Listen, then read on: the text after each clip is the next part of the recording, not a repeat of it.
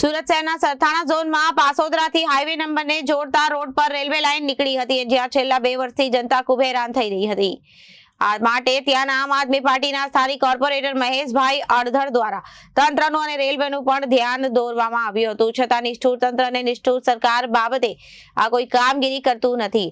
અને મહેશભાઈ અડધડના કહેવા મુજબ રેલવે વિભાગને પણ રસ્તો બનતા પહેલા ખબર હશે કે અહીં ઢાળ આવે છે, તો શું રેલવે વિભાગે બુદ્ધિનું પ્રદર્શન કર્યું છે? આમ આદમી પાર્ટીના સ્થાનિક કોર્પોરેટર મહેશભાઈ અડધડ દ્વારા તંત્રનું રેલવેનું પણ ધ્યાન દોર્યું હતું, અને તેમ છતાં નિષ્ઠુર તંત્ર અને નિષ્ઠુર સરકાર આ બાબતે કોઈ કામગીરી કરતું નથી। મહેશભાઈ અડધડના કહેવા મુજબ રેલવે વિભાગને પણ રસ્તો બનતા પહેલા ખબર હશે કે અહીં ઢાળ આવે છે, કે શું રેલવે વિભાગે બુદ્ધિનું પ્રદર્શન કર્યું? અને ઢાળ આવે એટલે સ્વાભાવિક પાણી ભરાવાની સમસ્યા રહેવાની તો છે જ। શું રેલવે વિભાગને સંલગ્ન ઇજનેરોને બુદ્ધિ નહીં ચાલી હોય તો રેલવે લાઇન નીચે જ પાણી ભરાવાથી અનેક સમસ્યાઓ ઊભી થઈ શકે છે।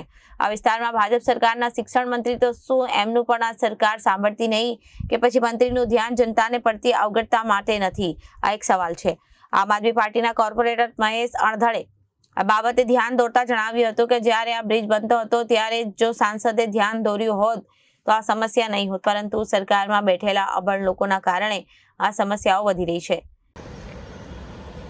નમસ્કાર, હું મહેશભાઈ અણગણ, કોર્પોરેટર આમ આદમી પાર્ટી સુરત મહાનગરપાલિકા। હું અત્યારે જે જગ્યા ઉપર ઊભો છું, કદાચ એ જગ્યા જે છે એ સ્વામિનારાયણ મિશન રોડ જે કહેવાય, જે સમગ્ર પાસોદરાને અને પછી ત્યાંથી સીધો હાઈવેને જોડતો આ રોડ છે। આ જગ્યા છેલ્લા 2 વર્ષ કરતાં પણ વધારે સમયથી આ જ પરિસ્થિતિની અંદર છે।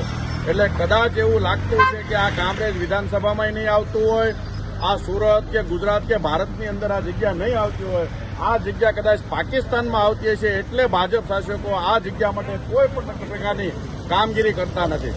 સાંસદ શ્રીનો વિસ્તાર ગણાય છે, ભાજપના છે, ધારાસભ્યોના વિસ્તાર છે, ભાજપના છે, તેમ છતાં જે રેલવેની જગ્યા છે, રેલવેવાળા આખી લાઇનની કામગીરી કરી નાખી છે, પરંતુ અહીંયા કોઈ પણ અધિકારી આ જગ્યા માટે કામગીરી કરવા આવતા નથી। રોજના આ વિસ્તારમાં 50,000 કરતા પણ તમે જુઓ કે ગાડીઓની હાલત જુઓ, દરરોજ આમની પાછળ એમને કેટલા રૂપિયાનો ખર્ચો પછી આવશે કોઈ ખબર નથી।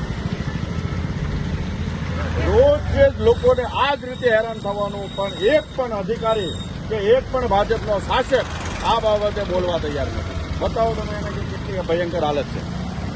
Bureau report, Janadesh news.